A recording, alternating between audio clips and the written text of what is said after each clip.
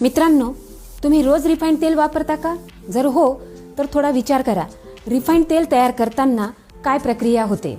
Refined तेल तयार करत असताना त्यावर उच्च तापमानावर प्रक्रिया केली जाते. त्यामुळे त्यातील नैसर्गिक पोषक तत्व नष्ट होतात. शिवाय केमिकल्स आणि प्रिझर्वेटिव्ह मिसळले जातात आणि ते आपल्या आरोग्यासाठी हानिकारक ठरतात. हे तेल स्वस्त असले तरी त्याची किंमत आपल्याला आरोग्याच्या रूपात चुकवावी लागते.